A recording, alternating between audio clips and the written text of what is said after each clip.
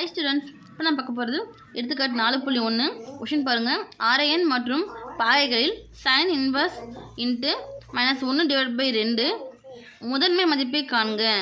அதாவது நமக்கு sin inverse into -1/2 அப்படின்னு கொடுத்துருக்காங்க.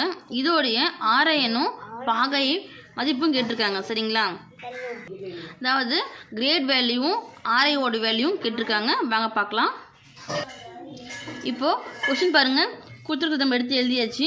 இப்போ கொடுத்துருக்கிறத வந்து நம்ம y அப்படின்னு எடுத்துக்கலாம். சரிங்களா? y equal sin inverse of -1/2 அப்படின்னு எடுத்துக்கலாம். ஓகேங்களா?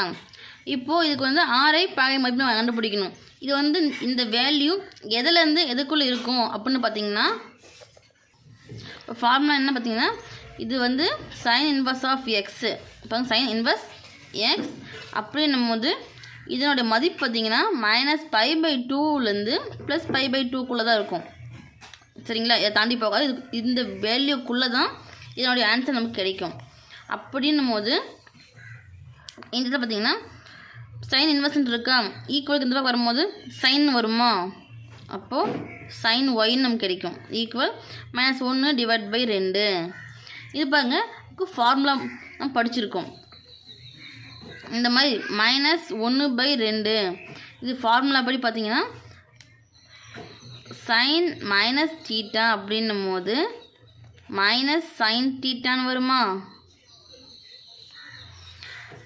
இந்த ஃபார்மேட்டில் இருக்கிறத நான் மாற்றி எழுத முடியும். இப்போ மாற்றி நம்ம எழுதும் போது இது எப்படி எழுதுவோம்?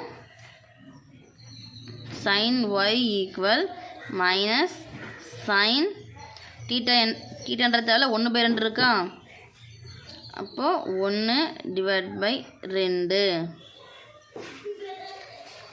அப்படின்னு வருமா. இதை வந்து நம்ம டிகிரியில் மென்ஷன் பண்ண போகிறோம். சரிங்களா? இப்போ டிகிரி எப்படின்னா முன்னே நம்ம அந்த டிரிபியூஷனில் பார்த்தோம். 1/2 sin 1/2க்கு நேராக என்ன டிகிரி இருக்குதுன்னு பார்த்தீங்கன்னா 30 டிகிரின்னு வரும். sin 1/2க்கு நேராக 30 டிகிரி வரும். இது வந்து 1/2க்கானது. அப்போது இந்த 30 டிகிரிக்கு பார்த்திங்கன்னா நமக்கு என்ன வேல்யூ கிடைக்கும்? 30 டிகிரிக்கு என்ற இடத்துல பார்த்திங்கன்னா π/6ன்னு வரும். அதுதான் டெபிஃபோன் நல்லா பார்த்துக்கோங்கன்னு சொன்னேன்.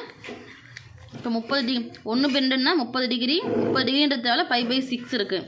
அப்போ இங்கே என்ன வரும்? π/6. இதை நம்ம ஃபார்முலா படி அப்ளை பண்ணும்போது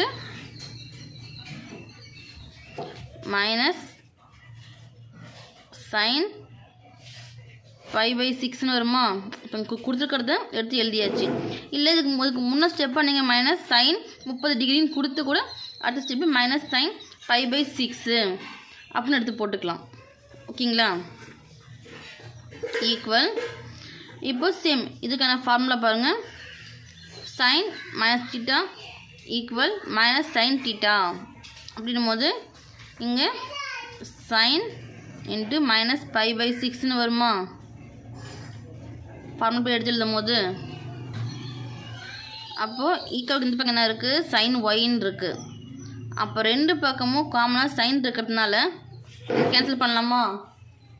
கேன்சல் பண்ணும்போது பாருங்கள் நமக்கு என்ன கிடைக்கும்? y ஈக்குவல் -π/6ன்னு மட்டும் வருமா. அப்போது இந்த y ஈக்குவல் -π/6ன்றது தான் RNனோட மதிப்பு. இப்போ RN சொல்லி எடுத்து எழுதிக்கோங்க. RN y equal -π. RN மதிப்பு பாருங்கள், y ஈக்குவல் -π/6. இப்போ பாகையோட மதிப்பு பார்த்திங்கன்னா நம்ம மேலே கண்டுபிடிச்சோம் பார்த்தீங்களா, இந்த இடத்துல வந்து 30 டிகிரின்றது இந்த டிகிரி தான் பாகையோட மதிப்பு. சரிங்களா? இப்போ பாகை பார்த்திங்கன்னா y ஈக்குவல் 30 டிகிரி.